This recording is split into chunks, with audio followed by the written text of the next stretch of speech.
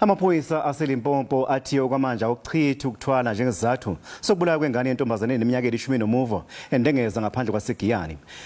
UTiyiselani Rikhotso kwabikwa ukuthi unyamalele ngoMsombuluko watholakala eseshonile izolo isidumbu sakhe sicwiyiwe. Lesi sigameko sesibili kwenzeka kulesifundazwe masuthu namathathu edlule.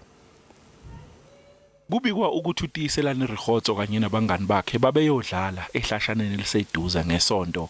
Umndeni wakhe wakhathazeka ngenkathi ezinye izingane zibuya yena engasabonwa.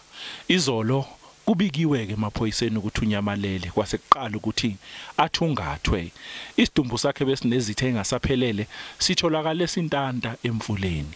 Amaphoyisa athaza Uphenyo-ke nokuthi ingabe lezitho zakhe engasaphelele ayithathwanga yini kwaye kwenziwa ngazo umuthi. Umndeni namanje usashaqekile. Sibabisa ngovamoyeni nasi ayisitibi ku uthi inhliziyo zabo zibhlungu kakhulu abazi nokuthi benze njani. Alikutweni kakubaba naku. Amaphoyisa anxusa umphakathi ukuthi welekelele ngolwazi olungaholele kuboshweni kwabenzi bobubi.